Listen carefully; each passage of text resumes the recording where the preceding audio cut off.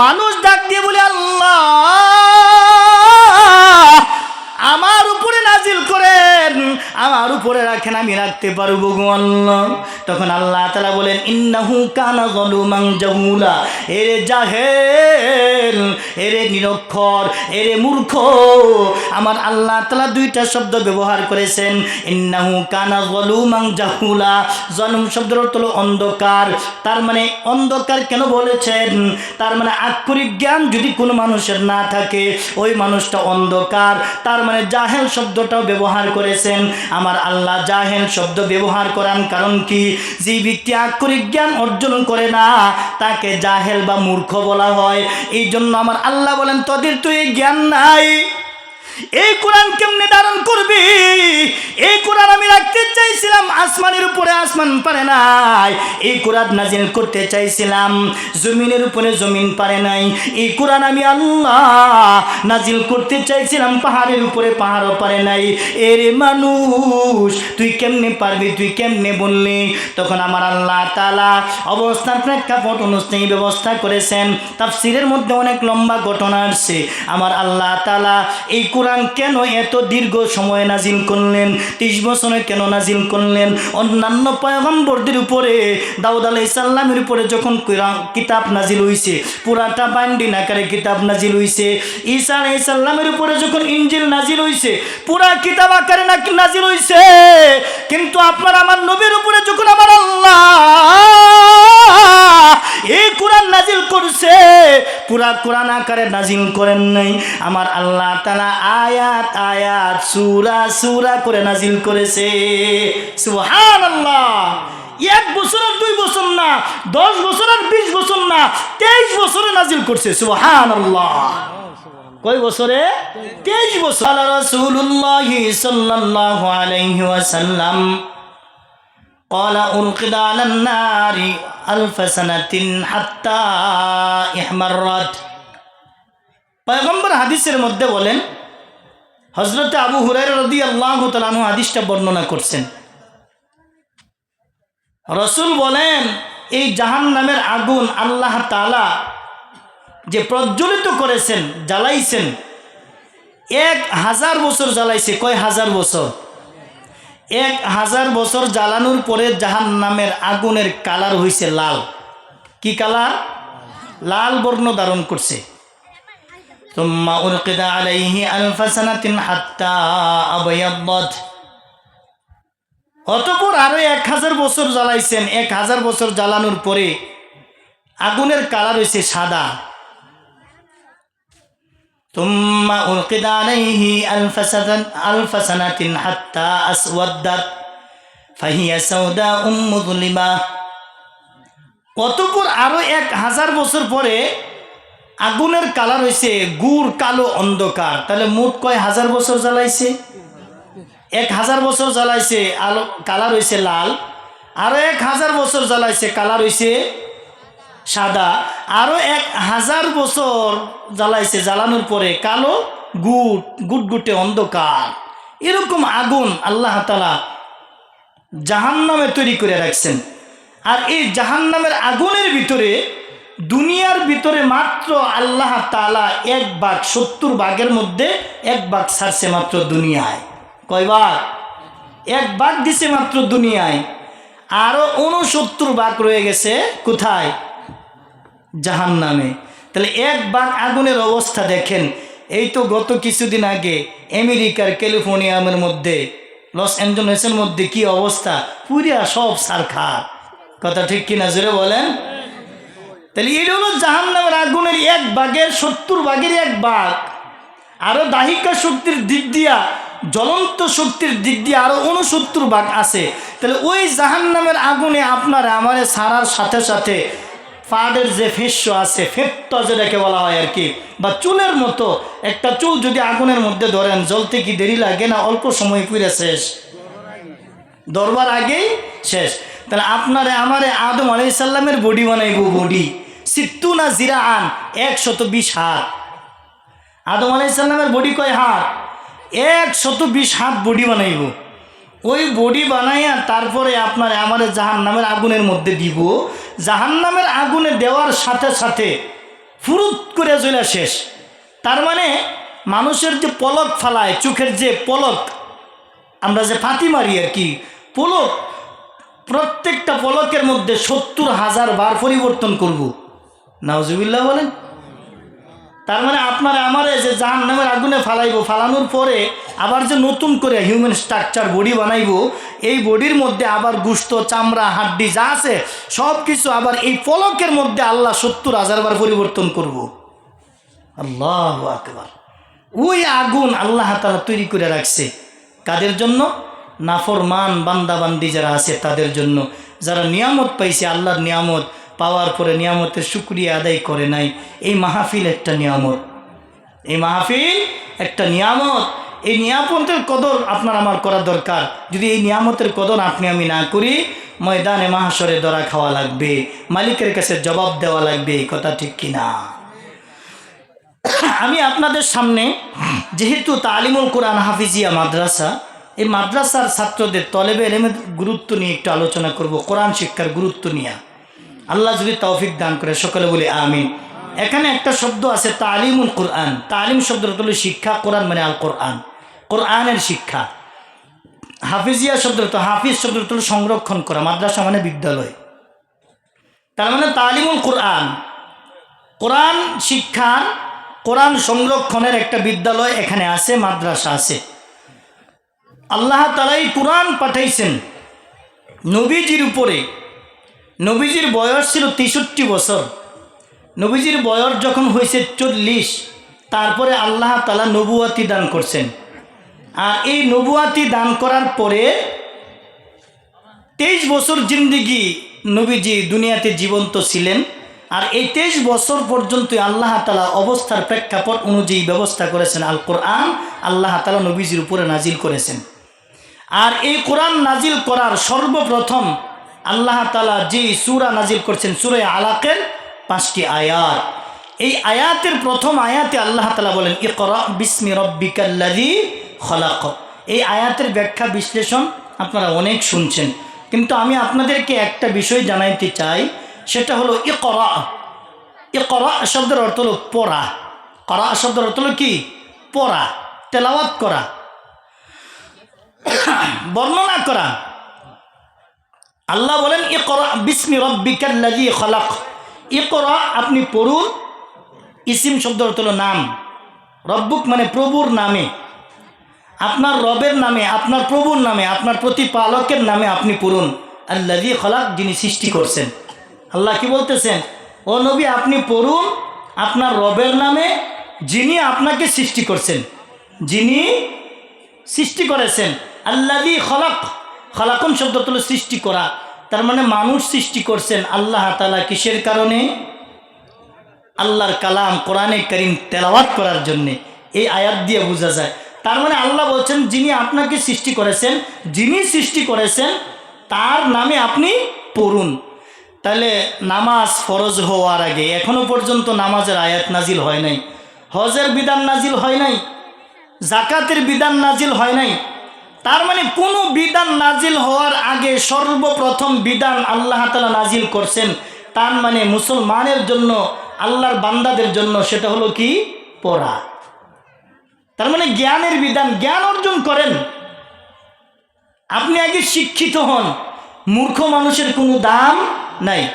আল্লাহ কোরআনের মধ্যে বলেন কুল হাল ইয়াস্তাউিল্লাযীনা ইয়ালামুনা ওয়াল্লাযীনা লা ইয়ালামুন।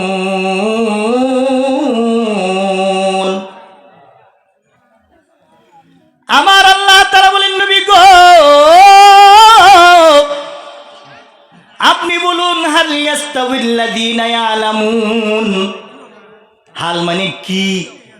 যে জানে আর যে জানে না দুইজন কি সমান নি? তার মানে দুইজনের মধ্যে ব্যবধান আছে। মূর্খ মানুষ আর শিক্ষিত মানুষের মধ্যে পার্থক্য আছে না নাই?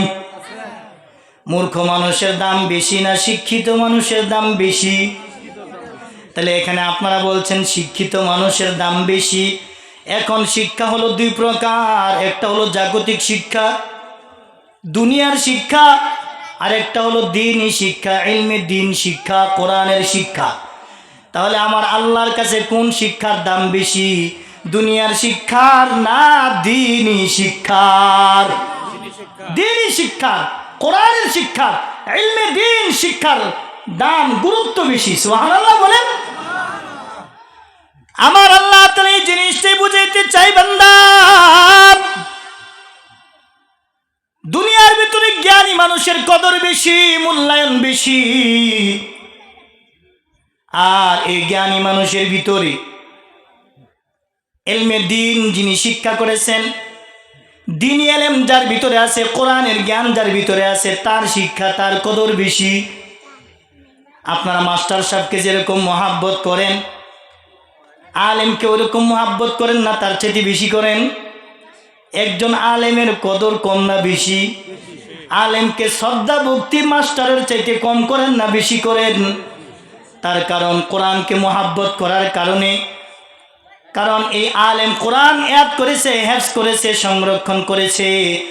এই জন্য আপনি আমিও আলেমকে, কোরআনের হাফেজকেও আপনি আমি মহাব্বত করি, ভালোবাসি। কারণ এই কোরআন একজন আলেম সংরক্ষণ করার কারণে, হেফজ করার কারণে, মুখস্থ করার কারণে। এই দুনিয়ার শিক্ষার কোনো গুরুত্ব নাই। আপনার আমার মালিকের কাছে, রবের কাছে কোনো মূল্যায়ন নাই। আমার আল্লাহ তাআলার কাছে একমাত্র মূল্যায়ন হলো দ্বীনি শিক্ষা, কোরআনের শিক্ষা, ইলমে দ্বীন। যার ভিতরে কোরআন আছে, পয়গম্বর হাদিসের মধ্যে বলেছেন আমার আল্লাহ তাকে ভালোবাসে বেশি। আমার আল্লাহ কোরআনের মধ্যে বলেন, তোমরা কি আফা বিহাদাল হাদিসি আনতুম মুদহিনুন, তোমরা কি এই কোরআনকে সাধারণ কোনো কিছু মনে করো নাকি? কোরআন তো সাধারণ জিনিস না, কোরআন হলো অসাধারণ। অসাধারণ আমার আল্লাহ তাআলা কোরআনের প্রত্যেকটা ওয়ার্ড, কোরআনের প্রত্যেকটা শব্দ লফজকে, কোরআনের একটা শব্দ, একটা সেন্টেন্স, একটা ওয়ার্ড 600 ওয়ার্ড দিতে পারে, 600 শব্দ দিতে পারে, 600। আর বাংলা একটা ওয়ার্ড 30 থেকে 35, ইংরেজি একটা ওয়ার্ড 30 থেকে 35টা সেন্টেন্স দিতে পারে, ওয়ার্ড দিতে পারে। তাহলে দুনিয়ার শিক্ষার সাথে কোরআনের শিক্ষার কোনো তুলনা নাই। সুবহানাল্লাহ বলেন। কোরআনের গুরুত্ব অপরিসীম। কারণ এই কোরআনের দাম আল্লাহ তাআলার কাছে বেশি। আমার আল্লাহ বলেন, যে ব্যক্তি কোরআন পড়বে ওই ব্যক্তি আমার সাথে কথা বলবে, আমার সাথে কথা বলবে। কোরআনের একটা নাম আছে কালামুল্লাহ। কালাম শব্দের অর্থ হলো কথা। আল্লাহ শব্দের অর্থ হলো আল্লাহ মানে ইসমে জাত, যেই নামে আল্লাহরে আপনি আমি চিনি। কাফের, মুশরিক, বেঈমান, ইহুদি, নাসারাও আল্লাহ নামে আল্লাহরে চিনে। আমার আল্লাহ বলেন, যে ব্যক্তি কোরআনে কারীম তেলাওয়াত করবে ওই ব্যক্তি আমি আল্লাহর সাথেই কথা বলবে। সুবহানাল্লাহ। তার মানে দুনিয়ার কিছু মানুষ আছে, দুনিয়ার সেলিব্রিটি কিছু মানুষ আছে, তার সাথে যদি নগণ্য দরিদ্র মানুষ যদি কথা বলতে পারে তাহলে নিজেরে অনেক ধন্য মনে করে। তাহলে চিন্তা করে দেখেন, যে ব্যক্তি আল্লাহর সাথে কথা বলতে পারে তাহলে ওই ব্যক্তির মর্যাদা, মূল্যায়ন আল্লাহর কাছে কত বেশি। সুবহানাল্লাহ। তাহলে যে কোরআন পড়ছে, যে কোরআন সংরক্ষণ করছে, কোরআনের হাফেজ, ধারক বাহক, ওই ব্যক্তি কার সাথে কথা বলে? আরো জোরে বলেন, কার সাথে কথা বলে? তাহলে কোরআন সাধারণ না। তাহলে কোরআন যারা তেলাওয়াত করে, কোরআন যারা হেফজ করেছে, ওই ব্যক্তিও সাধারণ কোনো ব্যক্তি না। সুবহানাল্লাহ বলেন। অসাধারণ ব্যক্তি। আল্লাহ কোরআনে বলতেছেন সূরা ওয়াকিআর মধ্যে, আফা বিহাযাল হাদিসি আনতুম মুদহিনুন, তোমরা কি কোরআনকে সাধারণ মনে করো? না, এই কোরআন সাধারণ না। কোরআন কেমন? আমার আল্লাহ তাআলা বলেন, ফালা উকসিমু বিমাওয়াকিন নুজুম ওয়া ইন্নাহু লাকাসামুন লাউ তা'লামুনা আযীম। আমার আল্লাহ তাআলা বলেন, বান্দা তোমরা যে আসমানের ভিতরে তারকাগুলি তোমরা উঠতে দেখো, রাত্রেবেলা অনেক তারকা দেখা যায়। ফালা উকসিমু বিমাওয়াকিন নুজুম। আমার আল্লাহ বলেন কোরআন কেমন দামি, কেমন জিনিস তোমরা খুব খেয়াল করে শোনো।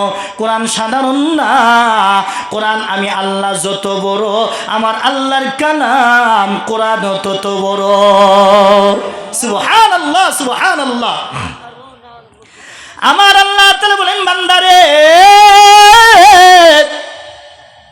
তোমরা যখন রাত্রিবেলা আসমানের দিকে তাকাও, আসমানের দিকে তাকাইলে তোমরা যে সূর্যগুলো তোমরা তারকাগুলো যে দেখতে পাও, আল্লাহ তাআলা কোরআনের ভাষায় বলেছেন নাজমুন। নাজমুন অর্থ তারকা। আল্লাহ তাআলা বলছেন তারকাগুলো নুজুমুন, মানে তারকাগুলো, অনেকগুলো তারকা দেখা যায় আসমানে। যখন আপনি আমি রাত্রেবেলা তাকাইলে যেরকম আমরা তারকাগুলো দেখতে পাই, এই তারকার ভিতরে কিছু কিছু তারকা আছে, যেই তারকাগুলো, যেই নক্ষত্রগুলো ডুইবা যায়, আমার আল্লাহ তাআলা বলেন ওই যে আসমানে তোমরা যেই তারকাগুলো দেখতে পাও, ওই তারকার ভিতরে যে সকল তারকাগুলো ডুইবা যায়, ওই ডুবন্ত তারকার অস্ত গমনের শপথ আমি আল্লাহ করতেছি, আমি আল্লাহ কসম খাইতেছি, আমি আল্লাহ কিরা কাটতেছি, আমি আল্লাহ শপথ করতেছি। চিন্তা করে দেখেন, আল্লাহ যত বড়, আল্লাহর শপথ তত বড়। আল্লাহ বুঝাইতে চায় কোরআনকে তোমরা কি সাধারণ মনে করতেছো? না না, এটা তো সাধারণ না। তোমরা আগে বুঝো বুঝো বুঝো, আমি তোমাদেরকে শপথ করিয়া করিয়া, কসম খায়া খায়া, কিরা কাটটা কাটটা বুঝাইতেছি। সুবহানাল্লাহ বলেন। কিরা তো বুঝছেন, কিরা বুঝেন না? আমরা যখন কোনো মানুষের সাথে কোনো কিছু অঙ্গীকার করি, শপথ করি, আমাদের আঞ্চলিক ভাষায় করে কিরা কাটা, বলে কিরা কেটে কইতেছি, বলে কানো ধরে পশ্চিমের ফিরা কইতেছি, এরকম কয় না, কয় না? তাহলে এটাকে কোরআনের ভাষায় বলা হয় কসম, সাহিত্যিক ভাষায় বাংলা ভাষায় বলা হয় শপথ। সাহিত্যিক ভাষায় কি বলা হয়? শপথ। আমার আল্লাহ বলতেছেন ফালা উকসিমু বিমাওয়াকিন নুজুম, তোমরা যে তারকাগুলো দেখতে পাও রাত্রিবেলা, ওই তারকা রাজির অস্ত গমনের শপথ।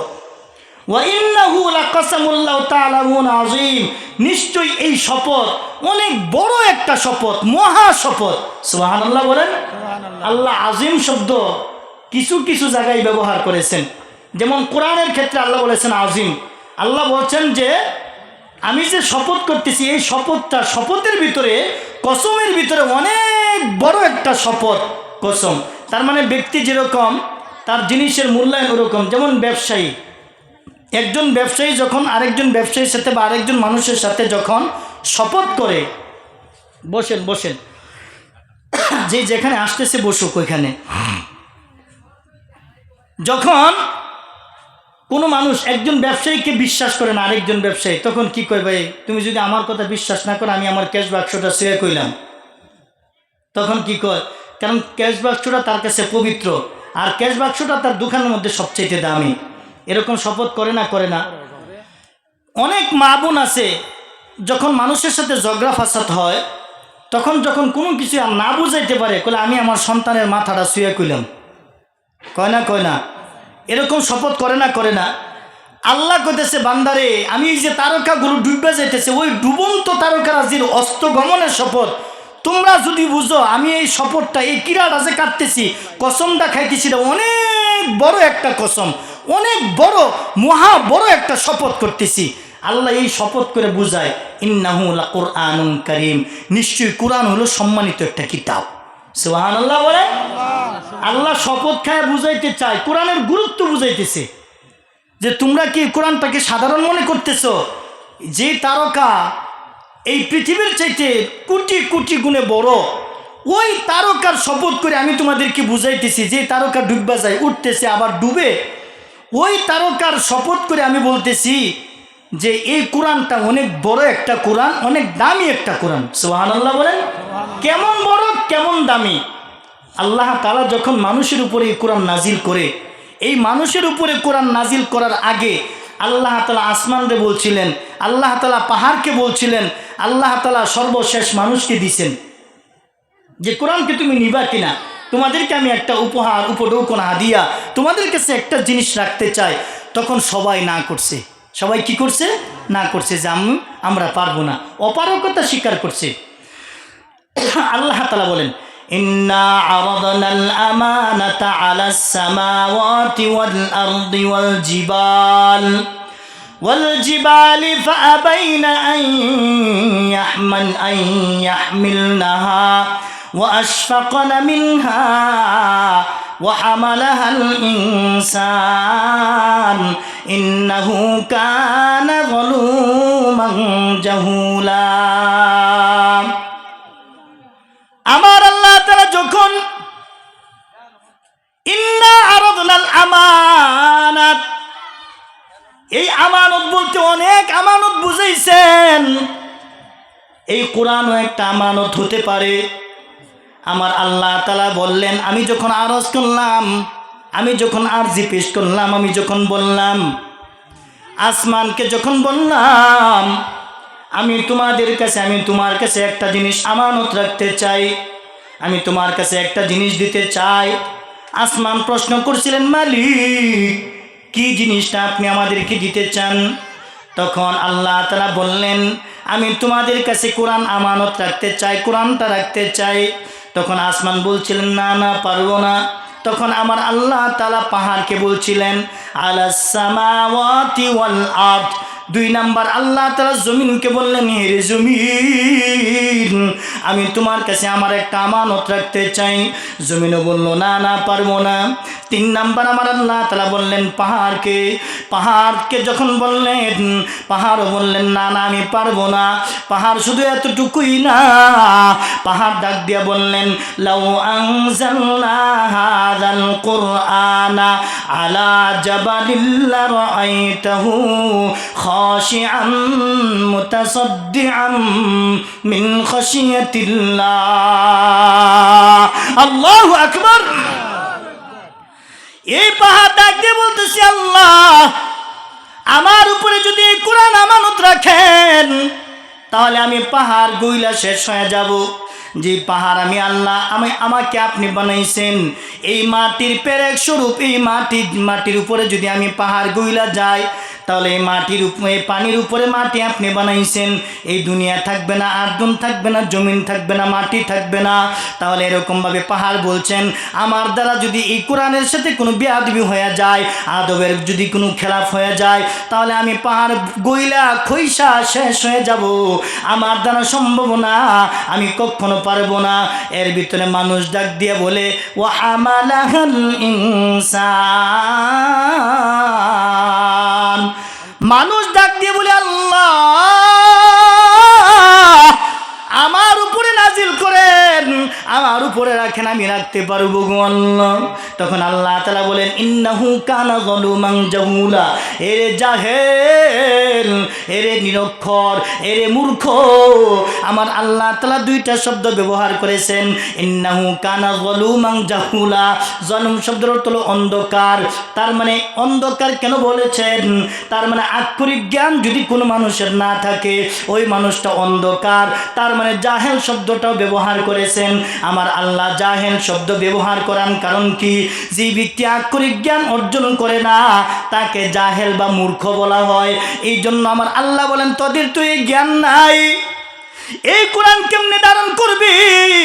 এই কোরআন আমি রাখতে চাইছিলাম আসমানের উপরে, আসমান পারে নাই। এই কোরআন নাজিল করতে চাইছিলাম জমিনের উপরে, জমিন পারে নাই। এই কোরআন আমি আল্লাহ নাজিল করতে চাইছিলাম পাহাড়ের উপরে, পাহাড়ও পারে নাই। এরে মানুষ তুই কেমনে পারবি, তুই কেমনে বললি? তখন আমার আল্লাহ তাআলা অবস্থার প্রেক্ষাপট অনুযায়ী ব্যবস্থা করেছেন। তাফসীরের মধ্যে অনেক লম্বা ঘটনা আসছে। আমার আল্লাহ তাআলা এই কোরআন কেন এত দীর্ঘ সময় নাজিল করলেন, 30 বছরে কেন নাজিল করলেন? অন্যান্য পয়গম্বরদের উপরে, দাউদ আলাইহিস সালামের উপরে যখন কিতাব নাজিল হইছে পুরাটা বাইন্ডিং আকারে কিতাব নাজিল হইছে। ঈসা আলাইহিস সালামের উপরে যখন ইনজিল নাজিল হইছে পুরা কিতাব আকারে নাজিল হইছে। কিন্তু আপনার আমার নবীর উপরে যখন আমার আল্লাহ এই কোরআন নাজিল করছে পুরা কোরআন আকারে নাজিল করেন নাই। আমার আল্লাহ তাআলা আয়াত আয়াত সূরা সূরা করে নাজিল করেছে। সুবহানাল্লাহ। 1 বছর আর 2 বছর না, 10 বছর আর 20 বছর না, 23 বছরে নাজিল করছে। সুবহানাল্লাহ। কয় বছরে? 23 বছরে। ইহা একটা হিকমত আছে। হিকমত কি? ওই যে আল্লাহ বলছে তুই কেমনে পারবি, এটা তো অনেক ওয়াইট, অনেক ওজন, পাহাড়ে পারে নাই, আসমানে পারে নাই, জমিনে পারে নাই, তুই কেমনে পারবি? মুফাসসিরুনে কেরাম ব্যাখ্যা করেছেন, ইন্না আরাদনাল আমানাতা, এই আয়াতের ব্যাখ্যা করেছেন যে আল্লাহ তাআলা এই কোরআন আস্তে আস্তে নাজিল করার মানে 23 বছরে যে নাজিল করছে, অর্থাৎ 1 বছর, 1 লাইলাতুল কদর থেকে নিয়ে আরেক লাইলাতুল কদর পর্যন্ত, ধরেন 1 রমজান থেকে নিয়ে আরেক রমজান পর্যন্ত, এই রমজানের ভিতরে লাইলাতুল কদর কোরআন আল্লাহ নাজিল করছে রমজান মাসে, আর কোরআন যেই রাত্রে নাজিল করছে ওই রাত্রটার নাম হলো লাইলাতুল কদর। বিস্তারিত আলোচনা করার সময় নাই, কারণ সামনের দিকে শেষ করে লাগবে আলোচনাটা। তারপরে 1 লাইলাতুল কদর থেকে আরেক লাইলাতুল কদর পর্যন্ত যেই কোরআনের আয়াতগুলো নাজিল হবে, যেই সূরাগুলো নাজিল হবে, আল্লাহ লৌহে মাহফুজের মধ্যে কোরআন যে লেখা আছে, ফি কিতাবিম মাকনুন, লৌহে মাহফুজ আছে না, লৌহে মাহফুজের আল্লাহর আরশের মধ্যে একটা স্থান আছে, একটা জায়গা আছে, যেই জায়গার নাম হলো লৌহে মাহফুজ। ওই লৌহে মাহফুজ থেকে আল্লাহ তাআলা আপনার আমার মাথার উপরে যেই আসমান, প্রথম আসমানে পুরা 1 বছরের কোরআন নাজিল করছেন। সুবহানাল্লাহ বলেন। আর ওইখান থেকে ধীরে ধীরে আয়াত আয়াত সূরা সূরা করে আল্লাহ তাআলা অবস্থার প্রেক্ষাপট অনুযায়ী ব্যবস্থা করেছেন। সুবহানাল্লাহ। যখন নামাজের আয়াতের দরকার তখন আল্লাহ তাআলা নামাজের জন্য আয়াত নাজিল করছে, যখন সুদের বিরুদ্ধে আয়াতের দরকার তখন আল্লাহ সুদের বিরুদ্ধে আয়াত নাজিল করছে, যখন সমাজনীতির জন্য আয়াতের দরকার, রাষ্ট্রনীতির জন্য আয়াতের দরকার তখন আল্লাহ আয়াত সূরা নাজিল করছে, তওবার জন্য দরকার আয়াত নাজিল করছে, মুমিনের জন্য দরকার নাজিল করছে, মানুষের জন্য দরকার নাজিল করছে, নবীর জন্য দরকার নাজিল করছে, রাসূলের জন্য দরকার নাজিল করছে, রাত্রে করছে, দিনে করছে, সকালে করছে, দুপুরে করছে, সব সময় করছে, মক্কায় করছে, মদিনায় করছে। সুবহানাল্লাহ। এই জন্য কোরআন শরীফের মধ্যে যে সূরা হলো 2 প্রকার, একটা হলো মাদানী সূরা আর একটা হলো মাক্কি সূরা, আছে না নাই?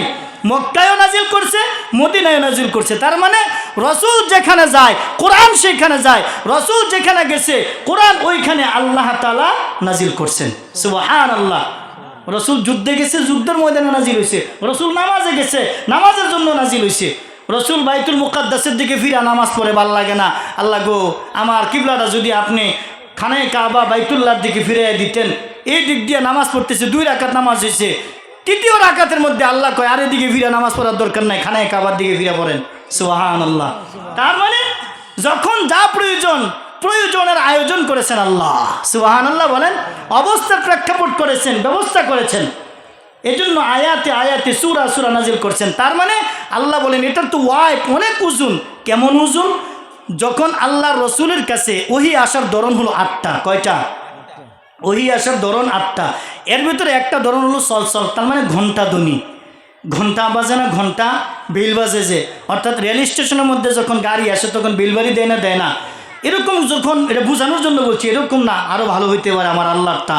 এই জন্য ওই ঘন্টা ধ্বনির মাধ্যমে যখন ওহী আসতো তখন রসুল ভয় পাইয়া যেতেন, ডরাইয়া যেতেন, শরীর ঘাইমা যেত, মাথা অর্থাৎ ঘাইমা যেত, মুখ দিয়ে জর্জর করে পানি পড়তো, ঘাম বায়া বায়া পড়তো, না জানি কোন বিধান নাজিল হইতেছে। সুবহানাল্লাহ বলেন। রসুল যখন উটের পিঠের উপরে থাকতেন, রসুলের কপাল উটের পিঠের উপরে লেগে যেতেন, আর উট যদি দাঁড়ানো অবস্থায় থাকতো উটটা বসে পড়তো। এমন পাওয়ার যখন কুরআন নাজিল হইতো, সাহাবায়ে কেরাম আবু বকর রাদিয়াল্লাহু তাআলা বলেন, যখন আল্লাহ রসুলের উপরে কোরআনের আয়াত নাজিল হইতো, আমার উপরে যদি মাথাটা দিয়ে আল্লাহ রসুল শুয়ে থাকতেন তাহলে আমার মনে হইতো যে আমার উরাতটা যেন ফাইটা যাচ্ছে। আল্লাহু আকবার। কেমন পাওয়ার, কেমন ওয়াইট, কেমন ওজন। এজন্য বলছে যে এটার ওয়াইট অনেক, পাওয়ার, ওজন বেশি। এ মানুষ তুই কেমনে রাখবি? ওয়াহামালাহাল ইনসান। মানুষ কইতেছে আল্লাহ আমি ধারণ করতে পারবো, তখন আল্লাহ বলতেছেন তুই কেমনে পারবি, তোর দ্বারা তো সম্ভব না। আচ্ছা রাখ, আমি আস্তে আস্তে এই কোরআনের পাওয়ার কিছু কমাইতেছি। কেমনে কমাইছেন? ওই যে প্রথম আসমানে লৌহে মাহফুজ থেকে প্রথম আসমানে আনছে, কিছু কমাইছে। ওইখান থেকে যখন আয়াতে আয়াতে সূরা সূরা যখন নাজিল করে আরও কিছু কমাইছে। তারপরেও চিন্তা করে দেখেন কেমন কমছে। রসুলের উপরে যখন কোরআন নাজিল হয়েছে, রসুল যদি উটের উপরে বসা থাকতেন উটটা বসে যেত মাটির মধ্যে। রসুল উটের উপরে বসা থাকলে রসুলের কপালটা উটের পিঠের উপরে লেগে যেত, আর রসুলের গা মুবারক দিয়া ঝরঝর করে পানি পড়তো। সুবহানাল্লাহ। চিন্তা করে দেখেন এত পাওয়ার, তারপর আল্লাহ বলছেন ওয়াহামালাহাল ইনসান, তুই যখন ধারণ করবি বহন করবি আমি তোরে কি করতেছি ব্যবস্থা করে দিতেছি। একটা উদাহরণ দিলে সহজে বুঝবেন। আপনার ছেলে আছে ধরেন তিনটা ছেলে আছে। একটা ছেলেরে বললেন বাবারে আমার 1 মণ ধান তুই নিয়ে কাউরাইত বাজারে দিয়ে আস, আপনি এরকম বললেন, তখন প্রথম ছেলে না করছে পারতাম না। দ্বিতীয় ছেলে রেখেছেন, দ্বিতীয় ছেলে কইতেছে বলে না আমার খেলা আছে, হ্যাঁ পারছে না। ছোটো ছেলে শুনে কি করতেছে বলে আব্বা আমি পারাম, বলে দূর বেটা তুই তো বেটা 5 কেজি নিতে পারতি না, তুই আবার এত বড় বস্তা এত বড় ওজন 40 কেজি তুই 1 মণ আমার কেমনে নিবি, তোর পক্ষে সম্ভব নেই। বলে না আব্বা আমি পারবো। এরকম অনেক সময় বাচ্চারা এরকম বাইনা ধরে না বলে আব্বা আমার মাথা দেহ আমি পারি না পারি, এরকম বাইনা ধরছে। এখন বাবারও দিলের ভিতরে দয়া, আয় রে ছেলের কান্দন তো থামানো লাগবো। এখন বাবা আরেকজন লোক না ভাড়া করিয়া তখন কইতেছে করলে তোমার মাথাতে এই চাউল অর্থাৎ ধানগুলি লইবা, কিন্তু আমার ছেলের মাথার যদি একটু লাগে